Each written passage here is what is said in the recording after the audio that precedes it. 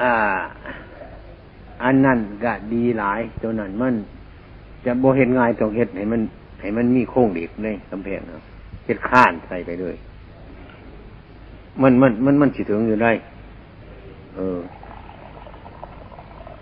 มันถึงได้ดอกคันนี้บ่เฮ็ดมันถึงได้ดอกหมู่นี้แต่ว่าเอาบนน้ำตายังย่อยอยู่หันจังได๋หันเบิดน้ำตาเดี๋ยวบ่จังได๋วัดตัวโพงก็หลายจังเทื่อไม่ออกใจก็เอากระดูกไปไว้โอ้ยมีเงินมีทองเอาอีกจริงๆเฮ็ดบ่ทันแล้วเพราะว่าเอาไปไว้เดี๋ยวบ่ดนไปเอาเมียใหม่มันดื้มที่บ้านนี้เอาแต่กระดูกทิ่มไว้อยู่หั่นแหละของพายโฆษณาหาก็บ่เห็นอาตมาเอาไปทิ่มตอนแล้วนั่นซั่นจังเทื่อพอออกใจโอ้ยขะหน่อย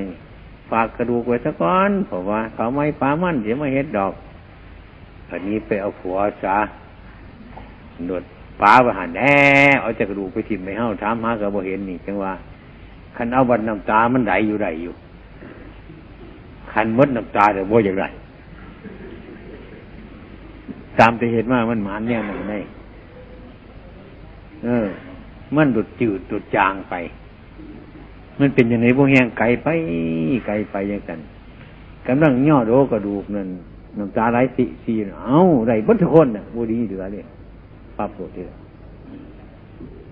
เอามาเฮ็ดโดดไม่ออกก็จะพอออกเอามาเลยแล้วก็มีผู้รับรองเฮ็ดเดียวก็ให้เป็นเฮ็ดโดดอาตมาก็พร้อมอยู่เฮ็ดกำแพงนี่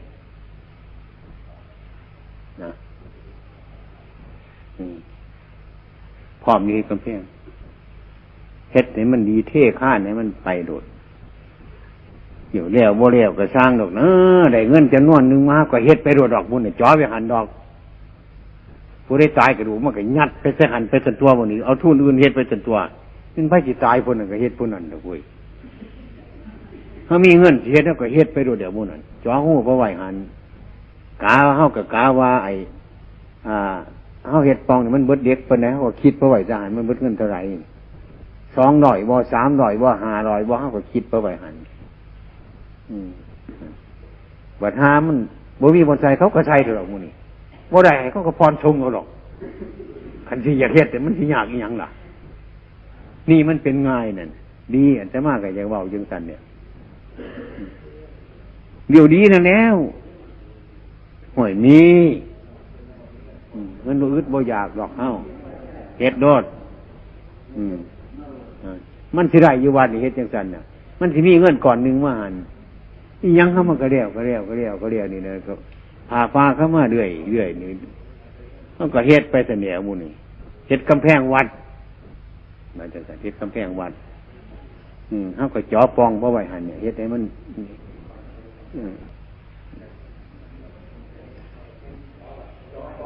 นั่นแหละนั่นแหละนั่นแหละ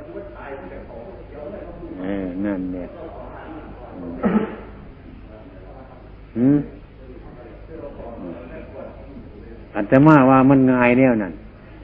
ผู้ใจเขาเฮ็ดให้เจ้าไปหาสร้างมาเด้อหาอิฐมาจังซั่นมันก็ยากเดียวเว้ยนี่ป้องจะวอยัดใส่โดดมันแล้วตัวนั้นตัวนี่เป็นอีหยังน่ะง่ายในวัดไว้ในอันนี้ไว้เอาแบบนี้ซะอยากเฮ็ดให้มันมีให้มันดีให้มันเนียนอย่างเช่นนั้นแต่ว่ากระดูกนั่นอาตมาว่านั่นให้เฮ็ดไว้ทั้งฐานมันเนี่ยนั่นไปหามันเท่หามันพังเนี่ยกระดูกสิบ่ได้กระจัดกระจายออกไปทั้งนอกซาแต่มาให้กำแพงกันแต่มาเนี่ยเอาไปห่อเอากระดูกมาก็ใส่ปูนสมจะกันแม่นจริงๆเอาโดถิ่มยัดเขาได้หั่นเนี่ยอยู่จริงนี่กระโดดบานี่บัดหากำแพงพังมันก็จมอยู่ในหั่นเลยใช่แล้วดีคันเอาโดใส่มันก็เป็นปองอยู่ในหั่นมันก็แตกแล้วก็หมดเข้าไปนั่นก็พวกเขาน้ำซึมเขาจังซั่นมันก็บ่ค่อยปลอดภัยเฮ็ดที่วัดประโพงเฮ็ดจังซั่นที่นี่ก็เฮาเฮ็ดไปหลายแนวก็ได้เหมือนเฮาก็เฮ็ดอันนั้นบ่ไว้นี่เนี่ยเฮ็ดด้านดีๆสำหรับเขียนชื่ออยู่หั่นเอากระดูกเขาจะไปเขียนก่อนได้มันตายไปเขียนเสียก่อนบ่ได้ใครจะเอามาใส่ก็เอาช่างปูนเข้ามาแลดแล้วก็เขียนโดด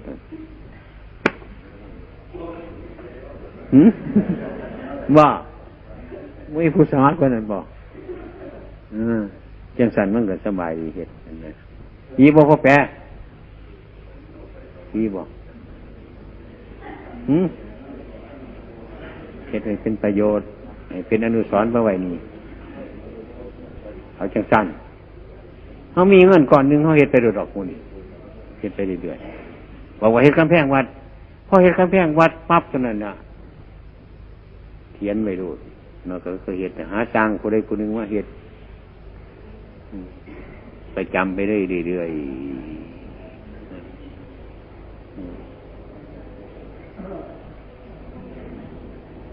ดีอยู่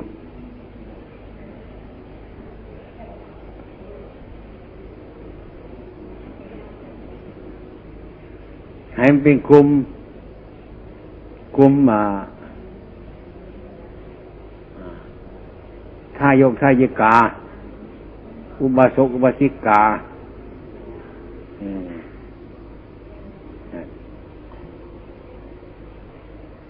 ดีอยู่คือกันนะเนี่ยจะให้ไม่เป็นประโยชน์ได้จะติดเอายึดไปกอดินให้มันพังเลยกันให้มันมีหลักฐานต่อไปเรื่อยๆเฮ็ดเสียไว้สำมือนี่เฮาบอกว่าเฮ็ดใต้วัดไปจังซั่นดอกนี่คุ้มบ่ไหวมีเงินคนก็เฮ็ดไปจังซั่นเนี่ยเดี๋ยวเฮาก็สังเกตเบิ่งว่าเฮ็ดช่องนึงเท่านี้มันเบิดเงินหลายปานใดเดี๋ยวค่าแรงงานคิดไปไว้โดดจดไว้ในบัญชีเฮานี่แต่เฮาสิลองเรียกกันหยังเท่าปานใดจังซั่นเนี่ยเฮาสิเอาจังไดตั้งจังไดบัดหาผู้ทุกข์บ่มีหลายก็อยากเขาอยู่จังซี่ก็มีจะให้มันได้อยู่นำกันมันพอดีบ่กี่สตางค์เนาะเห็นไหมเด็กเนี่ยเด็กผู้นี้มันช่วงระยะมันเป็นห้องนี่มันเป็นห้องสิเป็นห้องเขาจองเป็นห้องไปเลยโดดชั่วระยะนึงถึง2 เมตรเดี๋ยวสิเสามันเฮ็ดจากนี้ไปหัน2 เมตรแล้วก็เฮ็ดปองไว้มันสิบดปูนได้ปานใดยังคล้ายอะไรคิดบ่หลายดอกให้เขาเฮ็ดไปเรื่อยถ้าสิมาเฮ็ดนั่นก็เฮ็ดเป็นแบบแล้วก็เฮ็ดเหมาไปเรื่อยๆไปเอาจังซั่นมันสบายดีในประโยชน์หลาย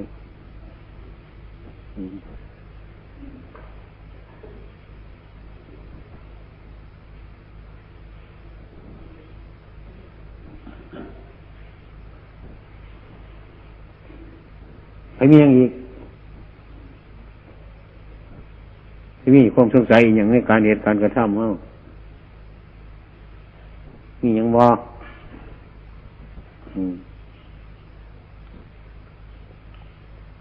เนี่ยเพราะการปฏิบัติพระกันเหตุให้มันดีมันงาม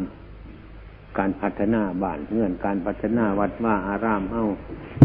เว้าให้มันรู้เรื่องกันอย่าให้มันขี้หายเราก็เรียกกันดอกให้มันบริสุทธิ์ใจของเจ้าของเรื่องสร้างวัดนี่มันก็อันสมาว่ามันเป็นเรื่องบ่ยากบ่แต่มีจิตบริสุทธิ์อันเดียวเฮ็ดเท่านั้นเขาสิว่าอันนั้นอันนี้มันก็เสียหายไปไสมันก็สร้างแหน่มันมีหยังเห็นในจิตของเจ้าของแน่นอนเลยตรวจเบิ่งบ่เห็นเนี่ยกันมึงมีหยังนี่เรียกว่าอาศัยเจ้าของนั่นความบริสุทธิ์นี่ไปกันได้ง่ายเนี่ยก็ยังกระสร้างมันแต่ผู้อยู่ไกลผู้อยู่ไกลผู้ยังกระสร้างน่ะเมื่อทำงานในวัดเท่านี้ให้ถือว่ามันเป็นอันเดียวกันโดดเพื่อจะมาผู้ที่ใส่เฮ็ดอันนั้นก็ใส่เฮ็ดให้มันซอยกันไปให้มันเป็นให้มันดีให้มันสามัคคีกันนั่นน่ะเป็นได้ตัวง่ายตัวนั้นตัวเท่าอันนี้ถือแล้วมันง่ายแต่กันเฮ็ดบ่ถือมันจังยากเดี๋ยวนี้ก็เหนื่อยแล้วได้ไม่ออกคอเลยเดี๋ยวนี้ก็เหนื่อยบ่ค่อยสบายตัว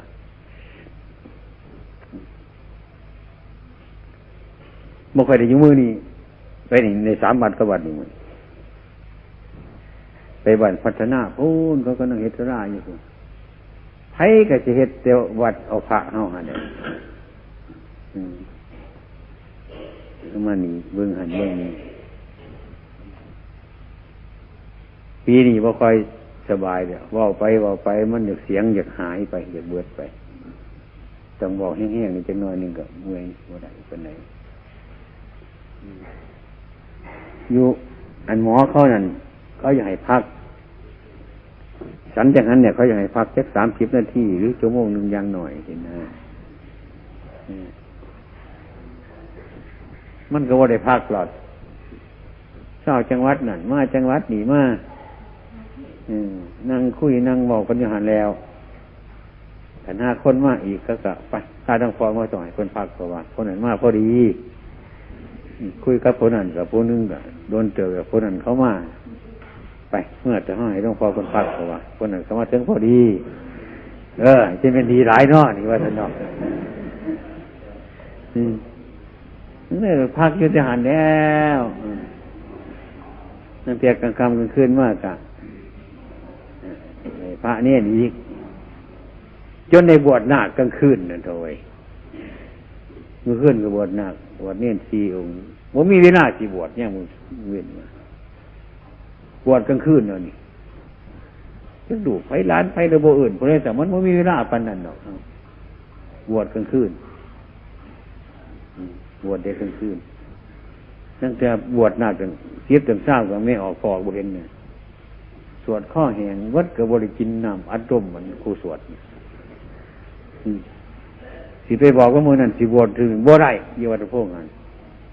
พอถึงไม่ได้สงบไปบวชมันวางเครื่องเพื่อนบวชมันขึ้นไปมันไม่มีเวลาแต่ว่าทำงานหลายอยู่ได้ทำงานส่วนนี้หลายอยู่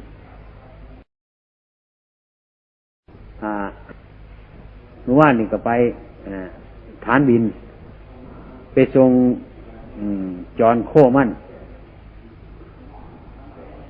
ผู้จะไปอบรมกรรมฐานอยู่อุดรเป็นไปบวชพม่า7 มื้อก็ให้อยู่พม่า7 มื้อแล้วก็ซิกมาแล้วก็ได้มาแวะหานี่ดีหลายเนี่ยไปส่งเป็นคนบินนิมนต์ว่าให้ไปเมืองอุดรเมืองนั่นอีกปัญหายังมันขี่ค่ายไปหลายการกราบการไหว้นี่บ่มีปัญหาเลยอย่างนี้เป็นเนี่ยให้ไปกระตรงกราบตรงไหว้ตั้งแต่เขากล่าวกับไปอย่างฮัดฝึกเขาว่าสามารถไปทำงานได้สักเดือนกลัวๆ2 เดือนนี้ได้ผลอย่างดีว่าเขาทำมาเป็น100 ปีกับบ่ได้แบบนี้เนี่ยเขาก็พักกันจิตถึงเดือมใสในการสั่งสอนแนะนำยังต่างๆอยู่แล้วก็พักกันมุ่งอยู่เขาอยากนิมนต์ไปจำพรรษาคุณไปจำภาษาคุณก็สบายได้แบบนี้ออกมันโมโหจักภาษาเขาดูนั่งโซ่อยู่คือกบนี่ง่ายดีจะเป็นอาจารย์กบเสียว่าอย่างว่าเนี่ยคันเทศกะได้ยังก็มีพระมาแปลเป็นประโยคไปหน่อยเดียวแต่พอให้เขาบอกกันง่ายบ่ได้บอกหลายคืออยู่บ้านง่ายอยู่แต่มันหนาวนี่นะมันอดบ่ได้หนาวนี่หนาวอีดีเลยคนเนี้ยคุณนดรคนเนี้ยให้ไปจำคุณ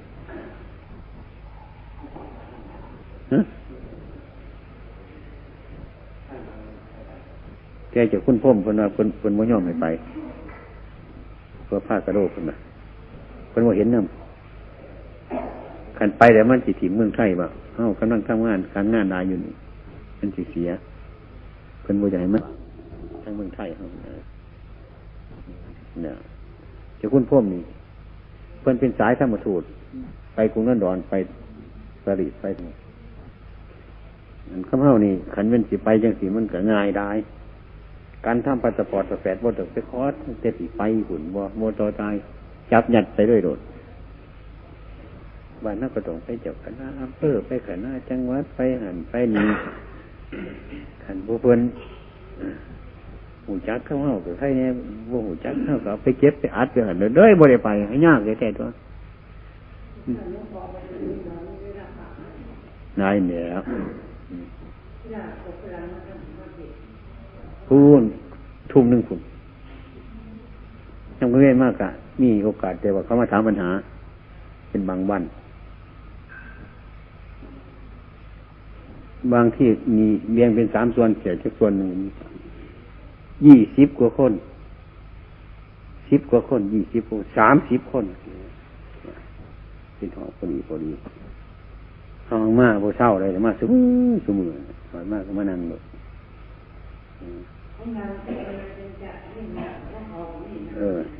สารพัดดุสิตพระเจ้าพิมพิสารนี่มันพอใหม่มันก็จังสั่นเนี่ยนั่งเหยียดขาใส่เฮ้าก็มีตัวเมื่อยเพิ่นน่ะเฮ็ดปัดทุแนวหาแนวของลิงเว้ยเฮาก็บ่ว่าเขาแล้วให้เขาปล่อยตามเรื่องเขาจังค่อยเว้าเอาบัดนั้นเว้าเอานี่ผู้เฒ่าหลายซ้ำนึงก็ซ้ำนี่ก็เพิ่นขอนั่งเก้าอี้เพิ่นนั่งอยู่นั่งเก้าอี้เพิ่นผูกผิด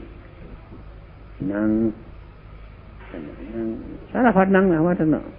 ย้อนแข้งย้อนขากอดเข่ากอดแขนด้วยสารพัดอย่างมาโบซาดอกนั่นไปค่อยๆชำนาญไป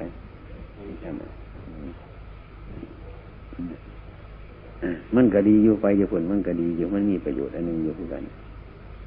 แต่เขาก็อยากให้ไป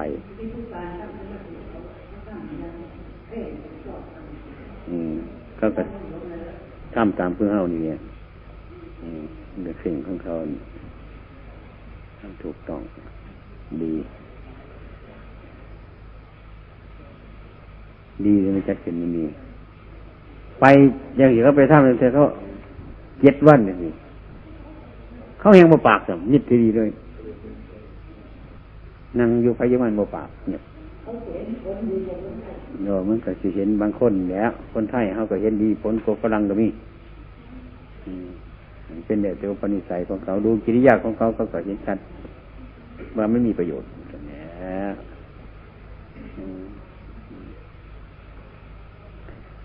นี่ออกจากห้าไปยังนั่งสมาธิไปยังไหนน่ะว่าหนูจักสับนอนบ่จักบ้านเขาปิดวัดบ่มีอากาศเขาหนาวนั่งปุ๊บก็ไปเลยปันกันกระมุดน้ำมิดบ่มีเสียงส่งกันมาหนาวนั่งกับพอดียุ่งกับบ่มีหมดกับหมดใจแม่งใหม่กับบ่มีรถสบายเอารถบ่มีหมดมากวนบ่มีวันมากวนบ่มีสัตว์ทั้งหลายบ่นี่บ่มีบ่คือเมืองเฮาง่ายนั่งสมาธิง่ายเป็นง่ายสบายเลยง่ายเป็นตุ่มขั้นเนี่ยขั้นตัวกับบ่มีแล้วคนทั้งว่าค่อยมีกี่กาดกี่นิดคือทั้งเฮามันหนาวมือเหี่ยวบ่ตาวิติวไปเลยเบิ่งหนาวอีนี่อยู่จังซี่บ่ได้เลยต้องปิดเป็นกันเบิดจังได๋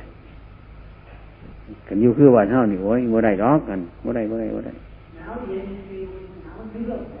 มันหนาวคือเดือน11เท่านั้นนะฝนมันตกอยู่มื้อ3 เทื่อ4 เทื่อซึ่งร่มกับมันร่มชื้นๆมันร่มแห้งๆคือเมืองเฮาเด้เย็นคึ้มจังซั่นมื้อนึงเสียก็แดดเข้มออก30 นาทีหรือชั่วโมงนึงก็คึ้มก็มาอีก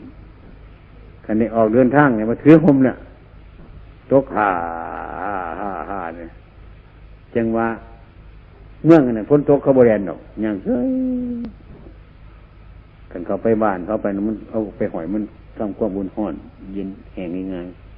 ๆจังว่าเห็นพวกพระฝรั่งมาสิเด็กฝนตกยังอยู่ห่วยนั่นว่าคือบ่ย่านฝนนี่ว่าซั่นตัวว่านี่มาแต่เขาบ่เขาสร้างมันเปียกแล้วมันบ่แม่นคือบ้านเพิ่นที่ล่ะ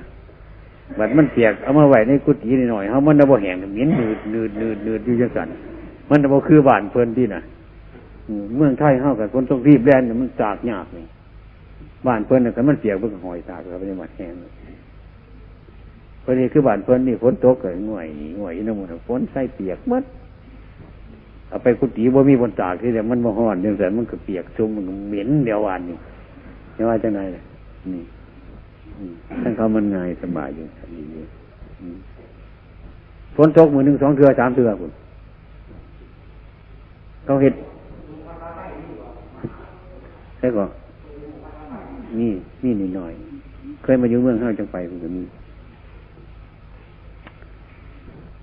หน้าเขาเฮ็ดหน้าบ่ได้ย่างน้ำตุ่มตามคือเฮาหรอก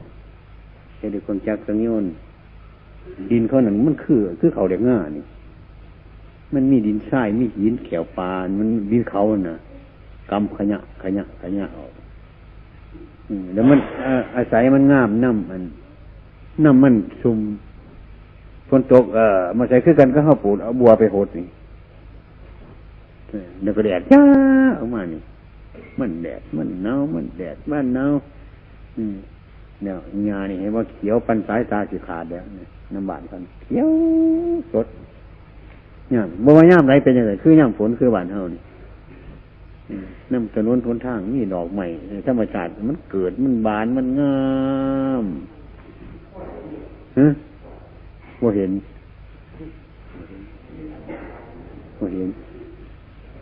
มีกล้วยอันนึงอยู่พูนอยู่ฝนไว้ใส่เนาะไปเห็นอยู่ฝนอยู่ปรีดฝนกล้วยขนคาพี่กล้วยจนยักยังอาจจะมากกว่าซื้อบุยักซื้อมันกล้วยจังสันเนี่ยกล้วยธรรมดาเนี่ยมันขนเงาว่าอยากให้เมืองเขาเห็นเนี่ยหนึ่งเนาะพอไม่ออกเนาะไปเบิ่งสวนสัตว์เขาเนี่ยสัตว์สารพัดอย่างเลยขันเขาไปหันมันก็เบิ่งเฮาก็เบิ่งมันยังเป็นไผเบิ่งไผนี่ลิงมาสั่งกับตัวซ้ำข้นเฮามุนเดียวมุนสัตว์ยังมันคือข้นเฮานี่นั่งเขาเมากินเสือมุนี่ก็เขามีเลี้ยงกันเนี่ยมันก็อยู่ไกลๆเฮาอย่างอยู่คนในฝากฟ้าเนี่ยเสือนี่ปล่อยเป็นอิสระเลยขันคอบมันแตกแล้วเบิ่งบ่เป็นแล้วคืออยู่พวกหมีพวกนั้นเขาปล่อยไปไว้อยู่ปรีดเนี่ยเขาบ่ขังมันเฮ็ดคล้องเลาะปลาเดี๋ยวหอบมันโดดขึ้นก็บ่ได้คามก็บ่ได้นี่ปล่อยใช่กันพวกสิงนี่เขาก็เฮ็ดอันนึงบ่ไว้นั่นเอาเฮ็ดคืออันเฮือนอันนี้เฮาพึ่งมาหอนนั่นเฮ็ดเป็นถ้ำทั้งดุมขันย่ามนั่นมามันก็นอนในถ้ำขันย่ามมันดุนมันขึ้นทั้งหลังคานอนเป็นแถวเขาบ่ให้ปิดบ่ให้เปิดประตูรถกลับไปหันปิดให้ดีรถมันยืนมันดูบนี่น้ำหนากระโจกมันบ่ได้หลายอย่างสารพัดนกเลี้ยงไว้หอดแห้งเว้ยเขาว่านกใหญ่เพราะว่าพวกแห้งพวกกาพวกสารพัดอย่างอยู่ในหันหลายเนี่ยนกข้อการนกกาบบัวเท่านี้เต็ม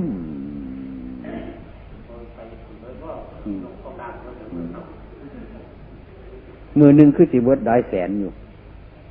คนรักษาปฏิบัติ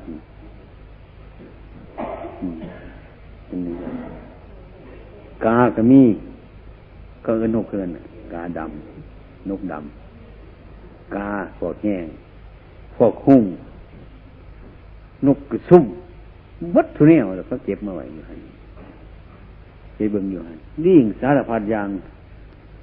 จักมันเป็นลิ่งเงี้ยหนึ่งคนคือสิเว้ากันถามกันเป็นนี่บักใหญ่ซ้ำนี่โกผู้ใหญ่ๆก็มีน้ำปืนหลังเป็น8อยู่บักใหญ่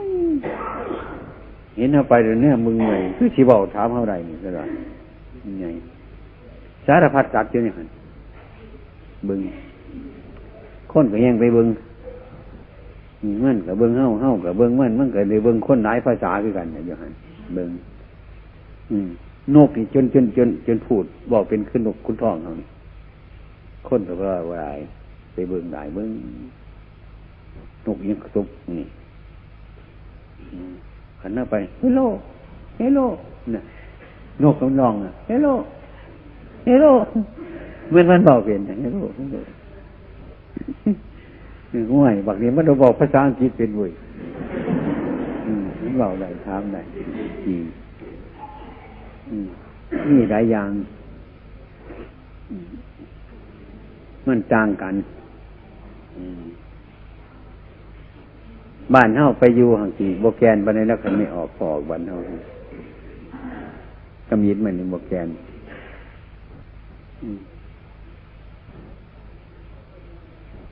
กินนี่ให้ว่ากินอาหารอย่าคิดว่าไปกินข้าวกินโนดหุงข้าวกับหุงข้าวซาลี่ข้าวยังเป็นน่ะคือกันเนื้อห้าวคือไข่โมดีนหุงเท่ากับกินไปโดดเนี่ยว่าสมว่าหวานบ่มันให้ว่ากินโดดนะปะนั่นแหละคือกินโดดปั่นเขาเนี้ยมาจำประแดกนี่บ่มีแล้วไก่เด็ด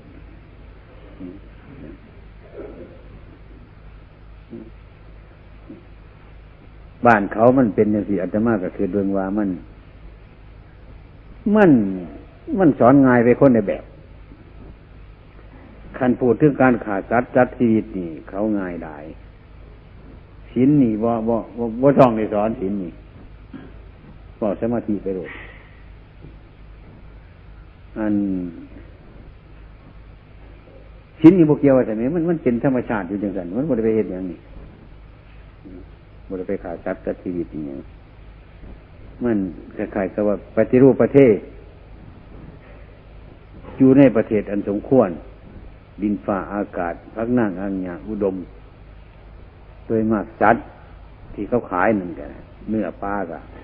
โดยมากมันมีเป็นบอลๆก็เห็นเป็นกระป๋องพอเท่ากับรู้มันจะบ่จำเป็นจะไปจับสัตว์มาขาไม่ใช่เขาขาแล้วยังเกิดสันทำนองนั้นว่ามันจะไปทึกเงี้ยอีรอบพร้อมพอคือเท่าเลยเท่าดังงั้นเท่เป็นกุดกีที่มันดูบอกยากนี่น้องนี่ค่อยขี่ย่างมาเรียงไม่ซักเป็นแถวใครไปถอดเอาขึ้นเงื่อนพยาบาลคนพิษกัน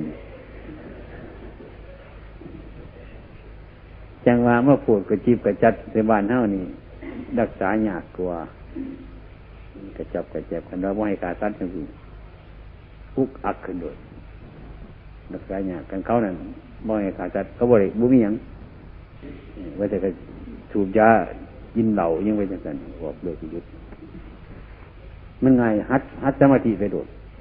มันไงถูกไหมใช่ก็มันก็สิเป็นวันแล้วกันยินโทษมันก็สิเศร้ากับว่าของจำเป็นของเขาหมดมันบ่จำเป็นคือเนื้อปลาอาหารคือบ้านเฮาอย่างสิบ้านเฮาก็มีอาหารการกินแดนกับว่าพุ่นหาทัศนาว่าสิ่งพ่อยังกล่าวว่านั่นมาดีบริกินหดหมดตัวกินหดไข่หมดแดงกินหดโตหมดแดงพุ่นมีบ้านเฮาก็ยังดีอยู่หมดแดงเนี่ยนี่แต่ตั้งใจว่านครขุดมดแดงหน่อยมันไข่น้ำดินคือถ้าขุดกระเสือมันมดแดงหน่อยมันไข่กินตรงๆนั่นขุดน้ำพ่นแก่มดแดงยังโวยาวเลยอันนั้นคนนั้นคือจะเห็นนักเขาบอกเฮาเลยมดแดงกินน้ำดินนั่นมันแดงคนในแนวแดงนั่นน่ะแดงผสมเลยเนี่ยน่ะนั่นน่ะเอาเบิ้ลเนี่ยมูนี่เป็นอย่างการ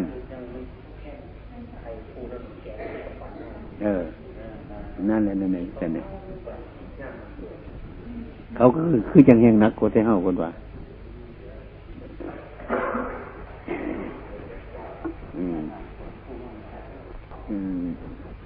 มันเป็นคนละพื้นบ้านเขาเนี่ยไปเห็นเดินเขาไปเจอบ่มีหญ้าบ่มีเขียวสดทุกเวลาบ่มีย่ำฝ่ายย่ำฝนเป็นอยู่เพราะปานนั้นนี่ใช่พวกแอปเปิ้ลพวกยังเนาะเนี่ยมันน่ะดีกว่าอันนี้เฮาเนี่ยนี่แต่น้ำหลายๆมันซึมหลายผลอันอื่นๆมันก็บ่มีอะไรมีแต่พวกแอปเปิ้ลพวกอันนี้น่ะยังเพิ่นพระสงฆ์เนี่ยสิบ่ฮู้จักนะครับโดยมากบ่ฮู้จักพระพุทธพระธรรมมันอยู่ในพระพุทธพระธรรมพระสงฆ์เนี่ยมันบ่มีตัวมีตนเว้ยแต่มันนี่อยู่ได้คือกันกับความหวานกับความเปรี้ยวกับความขมความสุขนี่เนี่ยอันนี้มันมีอยู่แต่สิเอาตามองเบิ่งสุขบ่ได้มองเบิ่งหวานบ่ได้มองเบิ่งขมบ่ได้มองเบิ่งขึ้นบ่ได้มองเบิ่งเผ็ดบ่ได้นะมองบ่ได้แต่เป็นของมีอยู่นะมันเป็นจังซั่นมันบ่มีรูป มันบ่เป็นวัตถุมันเป็นนามธรรมถ้าหากเราใจของเราบ่แจ้งบ่ขาวบ่ได้พิจารณาก็ได้ของทั้งหลายเหล่านั้นบ่มีเช่นบาปจังซี่เดี๋ยวบ่มีตัวไว้บาปไปทำมากคือจังเขาดำเขาด้วยเขาไปยืนโมตายง่ายเนี่ยเรื่องโมตายง่ายกับคนด้วยเนี่ยมันเรื่องอันหนึ่งต่างหากใครจะมาเรื่องด้วยเนี่ยมันได้บุญมาจันอันนี้มันกระชิญาไปป่นเอามากกระด้วยได้นี่ก็ดีนี่เป็นที่ว่าได้หลายได้เป็นบุญนี่เนี่ยมันสิอยู่ยากเลยแต่เราก็ได้หลายมันเป็นบุญนี่ยากเราคงไปก็ได้นี่มันบุญนี่เฮ็ดบุญคนอื่นจะพากันเฮ็ดบุญหลายนี่มันเฮาก็สิเดือดร้อนการใดหน่อยใดหลายเนี่ยบุญบาปมันเหตุที่เกิดมาเจ้าใดมันจะใสนี่อาการที่ไหลมาเนี่ยมันจะใสก็ต้องหูจักเหตุปัจจัยเกิดขึ้นมาฉะนั้นน้อยหรือหลายนั่นมันเรื่องของบุญของบาปไอเหตุที่ไหลมานั่นมันเป็นเรื่องของความผิดความถือชอบทำบ่หรือบ่ชอบทำอันนั้นเป็นสำคัญเป็นเรื่องธรรมดานี่คือกันกับคนหน่อยกับคนแก่นี่นะกูเกิดก้อนหัวสุดตัวนี่กูดีกูมึงที่นี่โมเมนได้เป็นหน้าสารหินออกบ่ได้ก็มีได้เห็นหมดจนในถามเล็กหน่อยกว่านั่นมันเป็นอย่างนั้นไอ้ความดีนั่นว่าไม่เกิดโดนว่าไม่เกิดบ่โดนดอกอันไม่เนตถูกเป็นถูกคนก็ดีมันเป็นเรื่องอย่างที่เรื่องในน้อยในร้ายนั่นน่ะเรื่องเขาขยันมันเพียรเหตุมาอย่างนั้นมันคอยได้มาแม่นได้หน่อยมันก็ได้หลายมันเป็นบุญไหนเขาอยู่เขากินเขาก็สบายอันนี้เรียกว่าการเหตุการกระทำมันมีเหตุมีผลบางคนบอกว่าไปเฮ็ดบุญก็ว่าเฮ็ดวันใดบุญของคนตาบอดมันจะไม่รู้จักเลยไม่เคยเห็นบุญเฮ็ดบาปก็ไม่เคยเห็นบาปที่เอาตานี่เห็นมันเห็นบ่ได้มันต้องเห็นด้วยปัญญาพิจารณาไปมันเห็นด้วยปัญญาเจ้าของอันสิ่งที่เห็นด้วยปัญญาเนี่ยมันบอกกันบ่รู้จักจะต้องใส่ปัญญาให้มันเห็นด้วยตาในคือกันมันยังสิรู้จักได้ฉะนั้นคนน่ะก็สอนง่ายที่ท่านน่ะให้มันครูอย่างนั้นได้บุญน่ะครูอยู่น่ะนั่นบุญบาปอีกหน่อยมันก็จับเอาบนเดียวบนมันก็ง่ายนั่นเรื่องคนรักษาเจ้าของใดคือเรื่องของปัญญานัตถิปัญญาสมาอาภาความสว่างเสมอด้วยปัญญาไม่มีสว่างไข่นี่ก็นี่บ่คือปัญญาปัญญาสว่างไปกว่านี้แสงมันเป็นอย่างที่สว่างในที่มืดก็ได้บนตรงใจอันนี้มันก็สว่างในใจมันอันนี้มันผิดอันนี้มันถูกอันนี้มันบ่ดีหูจักหมดในใจของเจ้านั่นฉะนั้นเป็นยังไงพี่เจริญหน้าการพิจารณาการคิดเบิ่งพิจารณาเบิ่งนั่นน่ะคือการภาวนาให้มันหูเรื่องมันอันไหนมันควรอันไหนมันบ่ควรอย่างอันไหนมันเบียดเบียนตัวอันไหนมันเบียดเบียนผู้อื่นให้พากันรู้จักการพิจารณาธรรมะจังซี่การภาวนาเรียกว่าการภาวนาพิจารณาเรื่อยๆไปนั่นจะสิเพศเอาเวลาหลายบาทการภาวนาน่ะคิดเวลาอะไรคิดเวลาเฮายังมีชีวิตอยู่หั่นทั้งคนว่าจังซี่ได้พวกข้านี่บ่มีเวลาภาวนาดอกยากเดี๋ยวห้าไม่ออกเฮ็ดเวียกหรือไม่ออกหายใจอยู่บ่หายอยู่หั่นเนี่ยหายยังมันยากกันดอกกระเดียวกันไว้ซะทีเดี๋ยวคันมันยากกันดอกกระเดียวเนี่ยเรื่องการภาวนามันเรื่องจิตคือกันกับลมหายใจทั้งเฮ็ดอยู่ทั้งทำอยู่ทั้งคิดอยู่มันคิดถือสองมันถือไปเองมันบ่ตัวนี้มันมีเวลาที่จะต้องภาวนาพวกเฮาว่าแต่เรามีชีวิตอยู่เท่านั้นให้ฮู้เรื่องของมันเดี๋ยวมันก็เป็นไปการยืนการเดินการนั่งการนอนนั่นขันมันเป็นมันสิยืนสิเดินสินั่งสินอนอยู่มันก็เป็นของมันอยู่อันมันสวยมันงามพระราชสีเป็นมันสินอนมันก็เป็นพระราชเป็นราชสีอยู่เป็นมันสินั่งก็เป็นราชสีเป็นมันสิแดนก็เป็นราชสีอยู่ขอมันเป็นราชสีบนตัวบนใจมันสิ่งที่ขี้ร้ายเนี่ยขันมันเป็นดิ่งมันนั่งอยู่มันก็เป็นดิ่งมันแดนไปขยายมาเบิ่งนี่ว่าซั่นขึ้นต้นไม้มาเบิ่งดิ่งมู่ว่าซั่นถอยลงมาเบิ่งดิ่งลงมาแล้วก็สิเป็นดิ่งเมื่อนั่งโยงเหงาใหม่ก็อันนี้ก็ดิ่งตายขอรอเดือดเจกระดูกก็เรียกว่ากระดูกดิ่งนี่ถ้ามันเป็นดิ่งมันเป็นอยู่จังซี่นี่การภาวนาความรู้จักของเจ้าของมันสิยืนมันสิเดินมันสินั่งมันสินอนอยู่มันก็เป็นภาวนารู้สึกเจ้าของอยู่เสมอฉะนั้นการภาวนาเนี่ยมีโอกาสมีเวลาบ่แม่นมันสิยุ่งสิยากจังซั่นคือลมหายใจเฮานี่กินข้าวอยู่ก็หายใจได้นอนหลับอยู่ก็แฮงหายใจก็ได้อยู่น่ะ นี่มันสำคัญอย่างสั้นรอเลี้ยงร่างกายของเจ้าของให้มีความเป็นอยู่สม่ำเสมอเป็นอย่างสั้นจิตใจของเราเป็นต้นเป็นอาหารชนิดหนึ่งที่รอเลี้ยงความเป็นอยู่ของเจ้าของนั่นให้หูเท่าสิ่งทั้งหลายให้มีความสงบสงับได้ก็บ่ต้องไปยังหูได้อยู่มันมีอยู่อย่างสั้นอันนี้บ่ต้องสงสัยกันเสียมันยากมันซ่ามันลำบากเลยให้เฮ็ดเอาเนี่ยได้บ้านนั้นเฮ็ดสิไปว่ามันเฮ็ดเดี๋ยวนั้นเนี่ยเฮ็ดว่าเฮาได้ยินได้ฟังก็เฮ็ดตัวเดียวเฮ็ดจังนี้มันคิดบ่อยๆมันคิดบ่อยๆคันคิดผิดคิดบาปแม่นสินั่งเดี๋ยวมันก็บาปแม่นสินอนมันก็บาปนี่คือว่าเกินกับลิงแม่นมันสินั่งเดี๋ยวมันก็เป็นลิงมันสินอนมันก็ลิงมันนอนมันสิมันแดนก็ลิงมันแดนมันสิขึ้นต้นไม้ก็ลิงมันขึ้นแม่นมันสิลงมาก็ไม่นิ่งก็เพราะมันเป็นลิงอยู่ว่าจังได๋นี่คันเอาคิดชั่วแล้วคิดบ่ดีคิดบ่ถูกเดี๋ยวไปมันก็เป็นบาปเป็นกรรมเดือดร้อนอยู่บ่เศร้าจักเทื่อฉะนั้นเป็นอาการดิโกบ่มีการบ่มีเวลาการประพฤติปฏิบัตินี่คือเรื่องจิตมันเป็นเรื่องจิตเอาปันมาพิจารณาทุกคนมื้อนี้ก็พากันตั้งใจอย่างอื่นก็พากันตั้งอกตั้งใจเอาหยังออกมาเนี่ยเฮ็ดถนนนั่นถือมีดถือฝ่าถือจอบถือแขมมันนำแน่น่ะมือคัดดังมาซื่อๆว่าจะไม่เฮ็ดถนนนั่นมันบ่แม่นได้ตัวเอาผ่าบ่แล้วตัวเอาเสียงบ่ตัวเอานั่นบ่แล้วมาหยังซะน่ะนี่ว่ามาเฮ็ดทางของสิเฮ็ดทางบ่มีไปบักเล็กน้อยไล่ไปเอาเสียมมาแล่นเล็กน้อยพุ่นน่ะไล่มันก็ไปเอาเสียมอยู่พุ่นนี่การบ่จังเนี่ยมื้อแรงมื้อนอนมาเพิ่นไปเฮ็ดทางสิหยังนี่เนาะไปนี่สั้นๆตัวกูจะเอาเสียมไปกูจะเอาผ้าไปกูจะเอาเสือไปกูจะเอาหยังไปตัวจังซั่นกระเกียมบ่ไว้นี่แหละพ่อโบมันมาเฮ็ดทางเขาสิเฮ็ดทางบ่มีจักแนวนี่เพิ่นมาให้คิดประไว้มันจะเอ้ยมูเสียไปดอกเพิ่นว่าได้มูเสียไปดอกคนนั้นก็คิดว่ามูเสียไปดอกคนนั้นก็คิดว่ามูเสียไปเบิดทุกคนคิดว่ามูเสียไปเบิดมาหอดบ้านเดี๋ยวหามีดหาผ้าก็บ่มีเป็นหยังบ่เอามาจักแหล้วเว้ยว่ามูเสียเอามาเว้ยให้มึงยังบ่เอามาจักแหล้วเว้ยว่ามูเสียเอามาเว้ยห่วยรบไปเอาอีกกินเวลาไป3 ชั่วโมงอันนี้ก็พากันคิดเอาไว้ให้มันพร้อมให้มันเที่ยงจังซั่นบัดหน้าเขารถซ่องนั่นน่ะมีบวงไว้สิได้ล่ะคันบ่มีก็แนมหาใบไม้พอบาทนึงไว้สิได้ให้คันสิเฮ็ดแนวนั้นหามาโดดดอกพวกนี้เบิ่งอันนี้ให้มันสม่ำเสมอนี่เฮ็ดหยังก็ดีเว้ยให้คิดต่อเจ้าของอย่าคิดต่อผู้อื่นให้คิดต่อเฮาทุกคนให้พากันเข้าใจอย่างนั้นเนี่ยอาตมาก็ที่เบิ่งนำพอสมควรในลองได้น้อยก็ปล่อยพากันเฮ็ดจนตัวก็เป็นอย่างพอสวนไปไหนล่ะเมื่อล่ะแหน่ฉันได้แจ้งไว้ระบบเราทั้งนาวัดนั่นรอบๆพระสาหันรอบเมื่อไรตรงข้างๆทั้งบ้านสวนคนนั่นเมื่อนี้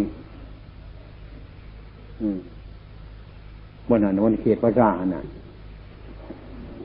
อาจจะมากกระเบ้าแต่ก่อนพุ่นเป็นกระบะอยู่ได้เด้อที่สกานี่จักหน่อยบ่ไหวปานใดพอสวนบ่นี้มันทางเข้ามานี่ได้ครับว่าซั่นเด้บ่ทันแข็งแรงบ่ได้ครับบ่ได้แข็งแรงเนี่ยครับจังว่าอย่างมาสอบมึงมันเป็นจังได๋บ่ทันเนี่ยได้อยู่บ่สงสัยจะขับค่อยๆอยู่พุ่นยังไว้สิมาถามมึงอีกซั่นแหละเอาให้ตั้งใจจังซั่นเฮานั่นก็ดีปฏิวัติโดนโมเบาเยอะๆเดี๋ยวมาเอาโรดปฏิวัติบัด5แล้วเนี่ยก็พากันบึงมันเป็นคนข่วงแก่มันสิเอาจักเม็ดกันเนี่ยคนว่าเอาว่าเบิ่งคุยว่าสิเอาจักเม็ด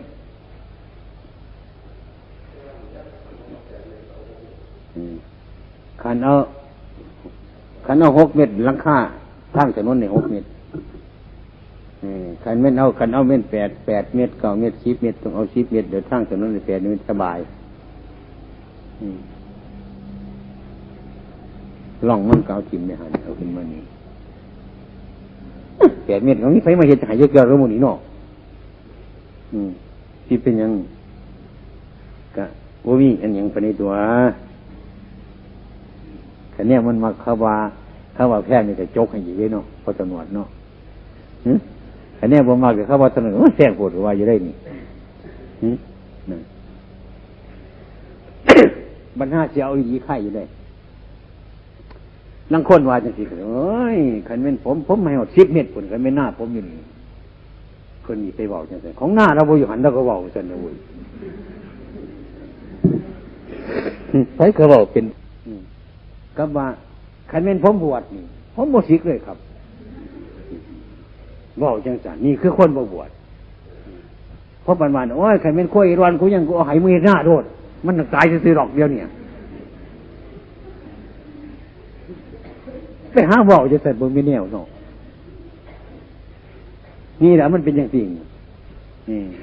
ขันมาหอดเฮาอีดีขันเป็นสวนเฮาหน้าเฮานี่มันซื้อไปฝุ่นตัวที่ว่าอะไรซื้อไปหาวันทั้งมูฝุ่นเป็นไผเป็นอย่างสิคนดีกิเลสเนี่ยอยากเป็นบ่ทุกคนอันธรรมะก็อยากเป็นด้วยกันเนี่ยขันเขามาตัดสิบาทมันมาหนีหน้ามันซื้อไปฝุ่นสิว่าอยู่ด้วยกันเนี่ยของคนมีกิเลสอยู่มันเป็นมาได้จังบอกเจ้าของเป็นจังบอกนี่หรือพอพากันเป็นหรือบ่เป็นพวกนี้มันเสียงแข็งเทปูดินโมยูรอวัดนี่ทีละทิศมันฟาดมันเพียงว่าแต่ของผมมีมั่วมามันในเดือนนี้เป็นว่าเลยทำมากันค่อยร้อนกูยังกูให้มึงไปหน้าตัวเดียวห่วยพ่อบอกอยู่เป็นตะขาอยู่ได้นี่ก็ดีเนาะพอฟังอยู่หันเคยมีอยู่ว่าจะมาไปตัดทางมันบอกเสียงแข็งหน่อยเนี่ยอาจจะมาเจว่ามันไม่จะเป็นอย่างไรเป็นอยู่นี่แม่นสิหายหนทางอย่างนี้ก็มีความเสียดายอยู่ขนาดมันจะได้บุญหมดเลยนะมันมีความเสียดายเนี่ยมันได้บุญมันตัดใจออกไปไรแต่เฉยๆอยู่คือกล้วยเนาวี่เขาปลาผมมันจะได้บุญอีหยังบนงามมันไปกินกระเดี่ยวไก่ไปกินกระเดี่ยวนี่น้อยมันบนเนานี่วี่เขาปลาบุญที่วี่ออกบุญนี่เนี่ยเจ็บปอกกินไหนมันกินเจ็บเปลือกมันเขาในปลาเนี่ยจังสีสบายใจด้วยมันเป็นเรื่องจังสีข้น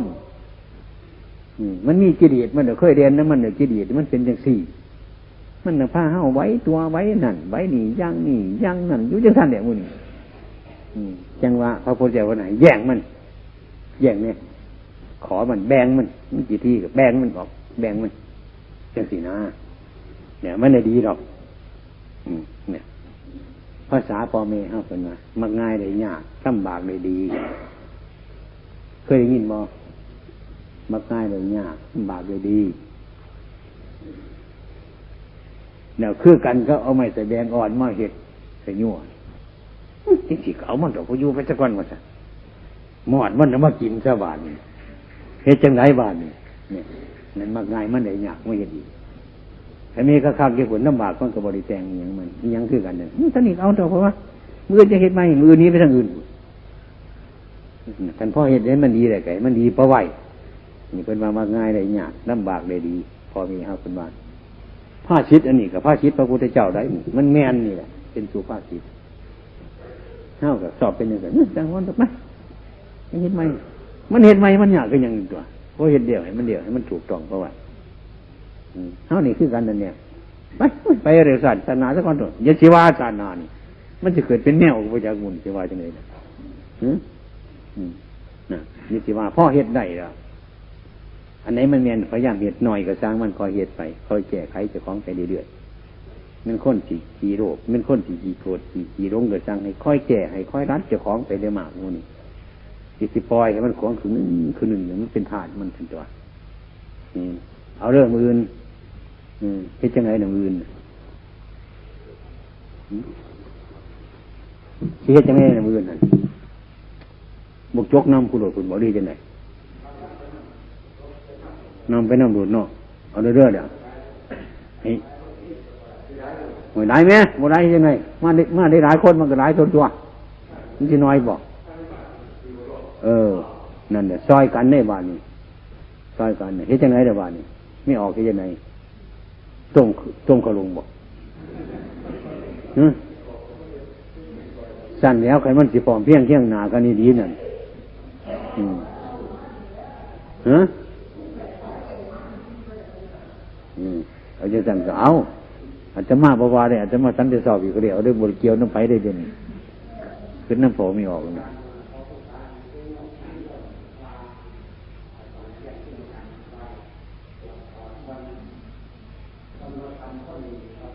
อยู่ใส่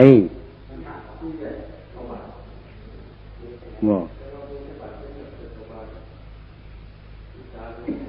ขอดเอียงอยู่หันหัวช่วงเฮ็ดไปบ่มีแนวเว้ยนะว่าบ่มีแนวหลายตรงบ่พากันว่าง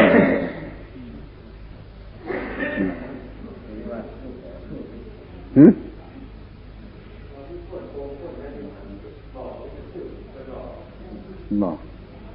อยู่จังเด้อเว้ยไปหาว่าน้ำมันของบุรีอยู่หันได้สิโทษมัน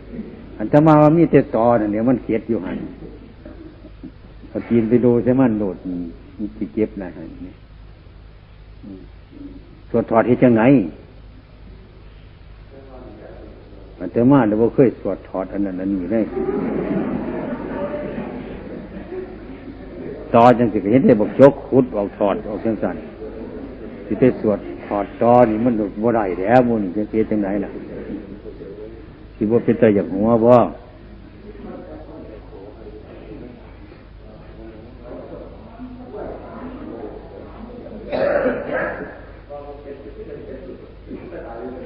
โย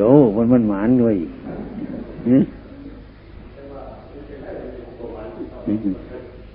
อยู่บนไหนเนี่ยบนไหนชี้แยกบอก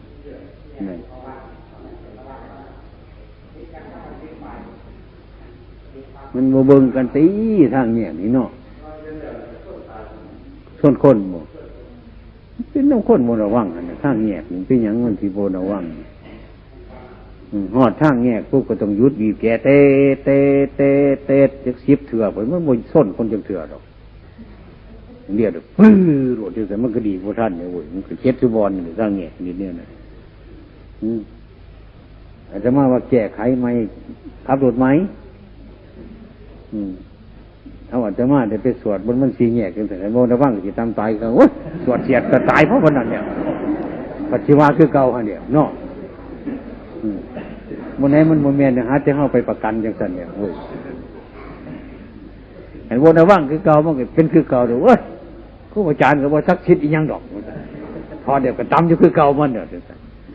นั่นอาจจะมาว่าโซเฟอร์คุณนะมันสำคัญกว่าท่านน่ะหรือมันโมเมนต์บอกไปว่ามันรบมันนั่นแต่ว่าหันมันเดี่ยวไหวแต่ว่าเดี่ยวใกล้แต่ว่า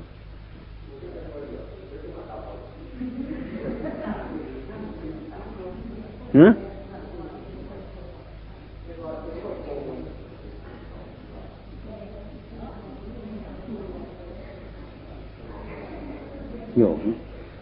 ปงก็สิเป็นหยังมันสิเป็นหยังปงปงมันสิเป็นหยัง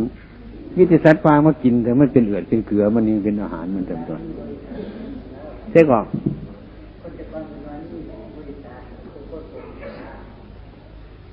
บริจาคนี่ยังวะว่าไม่เนี่ยอะไรบักยกหามันนุ่งปลูกพักบัวคือยังมันงามอยู่แต่คนปรุงมันเนาะส่วนที่จังไรเนี่ยของคนมันก็เห็ดเนี่ยใช้เสื้อผ้าเห็ดนี่คุยอยู่อย่างมันบ่ผ้าเห็ดได้บ่ผ้าถอดสวดยังมันบ่ผ้าเห็ดเสียจังไดเห็ดยังไงแต่ละสวดเจ้าเห็ด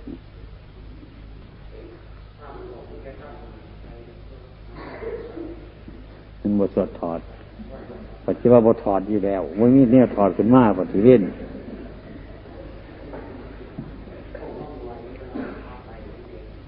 ว่าเรื่องนี้ให้ฟังนอกบ้านนี้เนาะ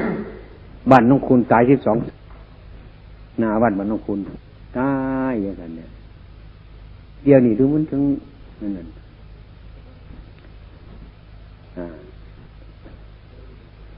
มันกะทางโค้งนี่จักน้อยๆนึงกันดูหน้าวัดนั่นน่ะทางไปตายแต่หัน12ศพเนี่ยพากันไปทำบุญ ไปทำบุญแล้วก็มันดอกค่อนข้างเอาเขียนไปไต่ฝ่ายมันคุ้นไปสวดกันทำบุญกันนอนเนี่ยพอสวดไปหน่อยนึงพอก็แล่นไปบอกไอ้คนมันโห่อยู่หันแล่นไปแบบว่ามีคนเลยนะมันโห่อยู่บนหันนะมันนั่นคุยกันกันขม่าว่ามีคนขม่าก็สวดไปไปนั่นไปบอกกันอยู่หันละนี่จะคนเซี่ยวๆอยู่หันนี่นะดันเด็กไปสวดมนต์เดี๋ยวเขาบอกให้ฟังไปไล่สัก2 เทื่อ 3 เทื่อทางว่ามีคนมันบอกกันอยู่หันกลางคืนเนาะจะบอกกับจ้างเกิดจะมาว่ากับบังสกุลเนี่ยเขาจะที่ในมือเนี่ยบังสกุลซะสวดบังสกุลเนี่ยเขาจะอุทิศส่วนกุศลให้เขาซะเอาเห็นดุหลายคนมันหลายคนเห็นถูกยิ่งผู้ชายไปหลายเอามาสวดทุกคนทำบุญตรวจน้ำไปหาจะค้นหรือกายอยู่หันค่อยกับ2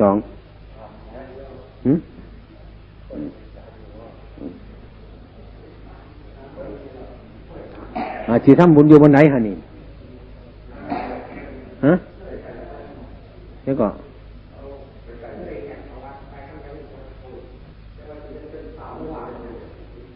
โยกกันสิเฮ็ดเจ้าของว่าเคยเพิ่นไปบิณฑบาตก็มาตั้งไว้หันแล้วเพิ่นมาบิณฑบาตก็มาสักบังสกุลซะแล้วก็มาสันนิวัตอยู่แล้วเนาะนี่มันสิบ่เข็ดบ่ซั่นอาจจะมาว่ามันสิง่ายดีเฮาก็มาแจกทานมันสิแล้วนิมนต์พระเพิ่นไว้มื้ออื่นก็เพิ่นไปบิณฑบาตมาหันเฮาสิแต่งขันยังก็อยู่หันซะดอกมาได้สายศีลมาให้เพิ่นบังสกุลจะเขียนหูกล้วย2 โตเขียนหูคนเนี่ยซะหันเขียนไปไว้เป็นบางสกุลอยู่หันเดียวกันเอาไฟจุดเดี๋ยวก็ตรวจน้ำต้องหันเท่านั้นเอาของมาบูชาวัดไปเด้อไปกินไปทานกันอยู่วัดคนเด้อว่าสันอยู่นี่มันโบมีผามมาสันกับพากันมากกันดิเช่าตัวกันนี่จังไง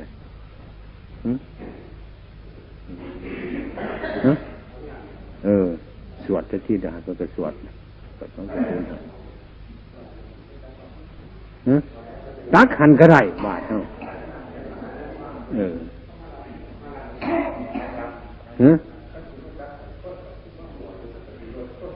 ว้ามีอะไรดอกถอดเดี๋ยวมันเศร้าส้นเดี๋ยวมันโมยูหรอกกันขี้ให้พันก็ถอดโมดีเท่านั้นเดียวเว้ยเฮ็ดอยู่ตัวหันเขาที่มาตักบาทอยู่หันว่างโต๊ะไว้ข้างๆท้องขางมาหน้ากะมาบางสกุลทหารมาหอดหันสมัยยุทธนิมนต์เพิ่นหันตักบาทแต่กันนิมนต์เพิ่นบางสกุลซะตักอนิจจาซะเขียนหูไปหันแล้วก็จูดแล้วก็ตรวจน้ำให้เพิ่นยถาสัพพี่ให้เป็นทีนั่นเนี่ยเฮ็ดทำบุญอยู่หันโนดยังสั่นดี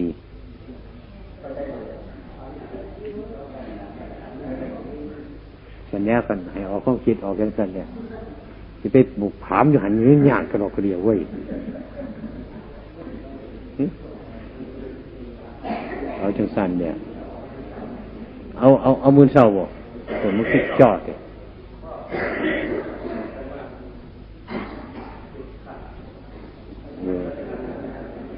เอาดิฉันก็เอาบุจักกับตัวไม่ออกเอาประกันความกันมาเฮ็ดถนนหนทางให้มันนี่หนทางบ้านได้ก็สร้างต่อว่าบ้านตัวโบอยู่นี่บ้านมาพอหนทางนี่แวกกับป่าคุณบอกห่วยนี่ว่าทางวันนู้นไปจังหวัดอื่นก็เลยไปเห็นน้ำมูกก็เลยเที่ยวบนตัวมูนี่เป็นทัศนประโยชน์เนอะ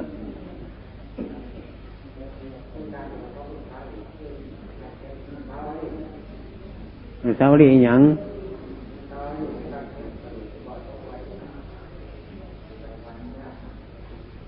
ใจอยู่บ่ สิตายอยู่เนาะคือบ่เป็นสไตล์แบบม่วนอยู่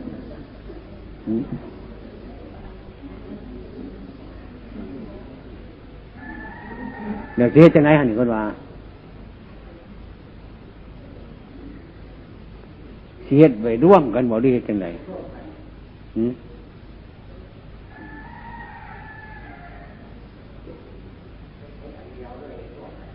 ผมจะหากันพอวอดศาสนาว่ามันปนกันบนถึงกันหมู่เจ้าก็ดูไฟพอไฟบ่นอกคือเป็นสันบ่เทียดวันไหนน่ะโอ้พี่บอกจอกดีบ่เดี๋ยวว่าไงบ่ได้เห็นยังหย่อนเนาะเดี๋ยวสิเฮ็ดแบบได้หั่นนี่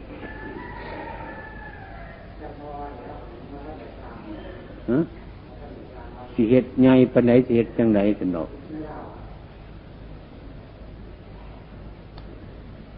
เฮ็ดแนวนึงก็เฮ็ดเป็นสาถูกเอาก็ดีได้เนาะบ่เฮ็ดยอดแหลมเฮ็ดคือกันกับทางขึ้นเขาวิหารนี่บ่เฮ็ดก่อนทางนะมันเป็นสาถูกนิดเดียวก็ยังเห็นจังเงาผมไม่เห็นลูกจะเอาฝังลงพื้นหรือจะเอาไปทั้งเครื่องบ่ให้มีน้ำซึมซาบ